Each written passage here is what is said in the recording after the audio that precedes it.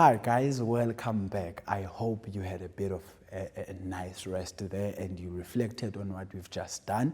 So right now we are going to answer a bit of more questions. Now these are straight to the point. They specifically show you, or the words that they use, a clear indication that we are talking about present value. So let's just look at them and then answer them together.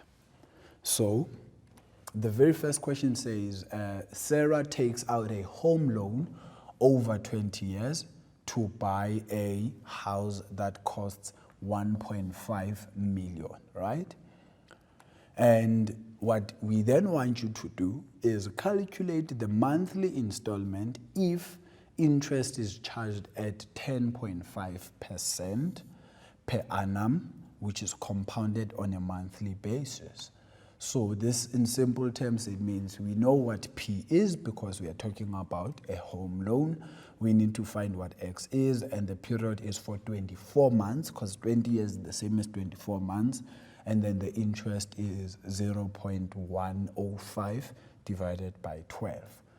Now, my formula, you know, this will be P is equals to X into 1 minus 1 plus I to the exponent of minus n, all of this divided by I. Now, some people, they prefer making X the subject of the formula. It is entirely up to you. So we will do that so that we can just press everything on the calculator. So if I do that, it will be X is equals to P multiplied by I divided by 1 minus 1 plus I to the exponent of minus n, right? If you make X the subject of the formula, because that's what I'm trying to find.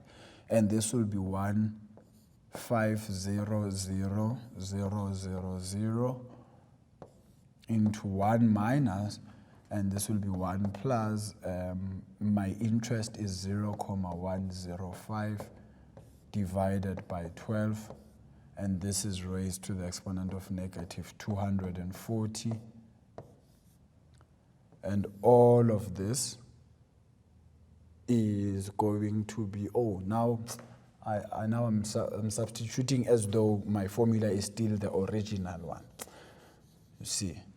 Okay, let me just quickly fix that. So this is multiplied by 0.105 over 12 and all over 1 minus into 1 plus 0.0105, 0.105, yes, without the additional 0.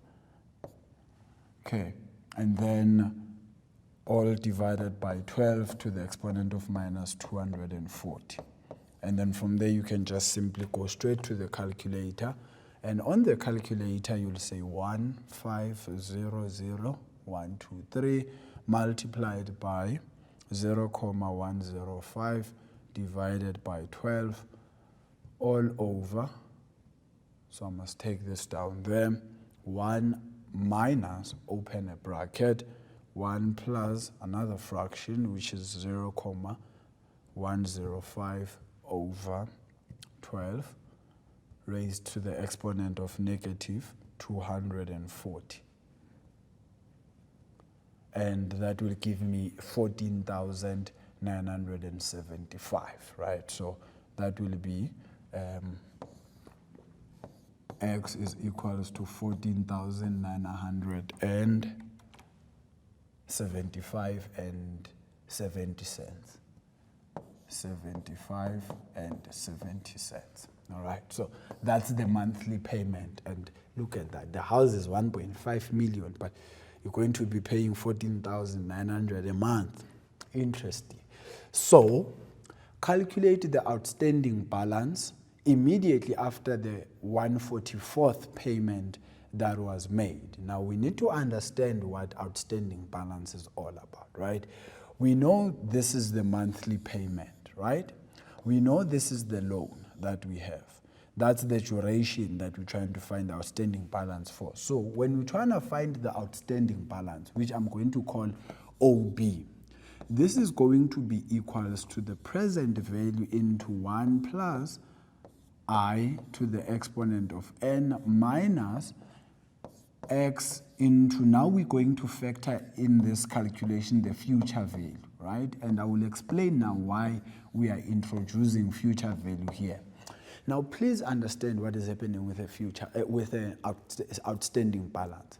Outstanding balance means you are trying to find how much would have been the cost that this person needed to pay, right, for that duration, minus how much did the person pay on a month-to-month basis for that duration. Hence future value, because future value is something that accumulates, right? You are paying on a month-to-month basis.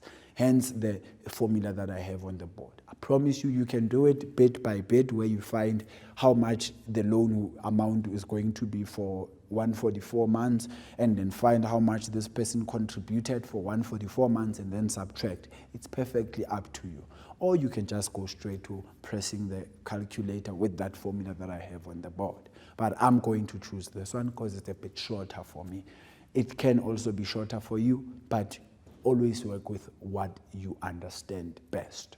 Now, this will then be equals to the present value we know is 1.5 million into 1 plus the interest we know is still 0.105 divided by 12 to the exponent of 144 minus this person was paying 14,497 and 70 cents, and they were paying this for 144 months and at an interest of 10.5% still compounded monthly, right? 144 there minus 1 divided by 0.105 over 12. And then from there you can just go straight into the calculator to find what this is going to be. So I'm going to calculate it bit by bit, right? So that it does not overload this calculator of mine. 1 plus 0.105 over 12. This is raised to the exponent of 144. And that will give me that much. And then I must subtract the future value from there. So 14,497 and 70 cents. 1 plus 0.0 or 0.105 over 12 to the exponent of 144 minus 1 all over another fraction 0.105 over 12. And then you find what the answer is. So the outstanding balance after 144 months, this will still be what is outstanding from this loan. So that will be 1,106,834. 834,71, right? So this will be the outstanding balance that will be remaining. So quickly, let's just verify what's happening here. So 144 months is the same as 12 years. So for 8 more years, this is going to be calculated on an interest of the same 10.5 that they will still need to pay. So you can see that it's a bittersweet moment, but at that time it will be for a good cause. Now, another kind of calculation that you will need to be talking about is, they say a small business owner was granted a loan for purchasing 100 cellular phones. He paid, right? So firstly, we need to understand, now we don't know what the total cost was, but we know that it was for 100 cellular phones. And this person was paying 4,800 less a discount of 13.5% for each phone. Then the loan had to be repaid in installments at the end of each month at an interest rate of 7%, compounded monthly. Calculate the monthly installment if this is being paid in 5 years' time.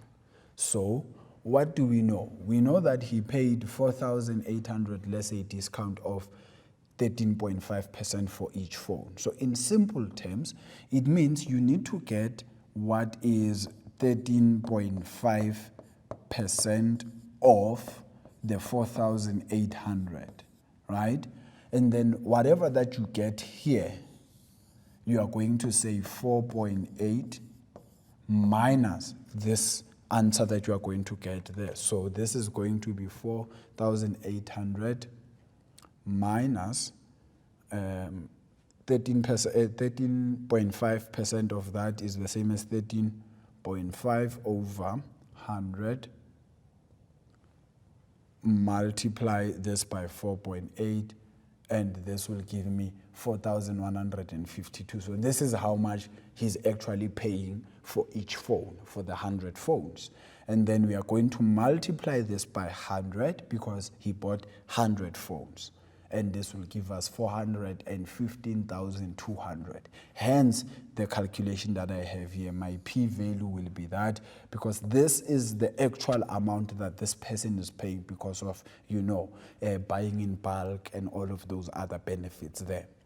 Now, this is for 5 years, so it's for 60 months, and the interest is on a 7%. So from there, I will then want to find what the x is. I will say p is equals to x into 1 minus 1 plus I to the exponent of negative n divided by I. Please remember to start with the formula at all times. This will be 415,200 x into 1 minus 1 plus my interest is 0.07 over 12 to the exponent of negative 60 divided by 0.07 over 12. Then calculator all the way. Multiply this by 0.07 over 12.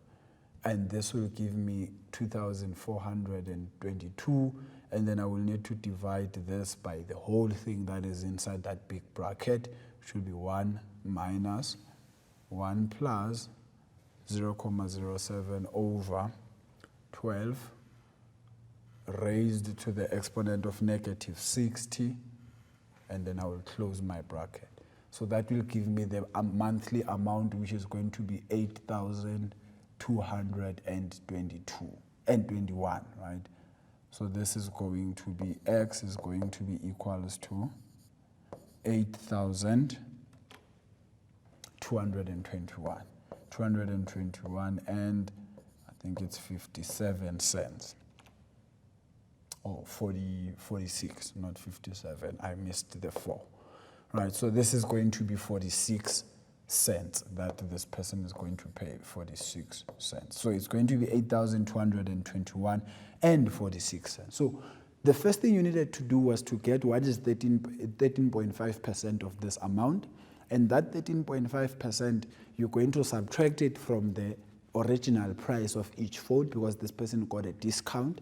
Multiply that by the number of phones they are buying, and that will be the actual loan that they got from the bank. And then from there you can then start calculating. So please just make sure you're always on par with what needs to be done before you do the calculation.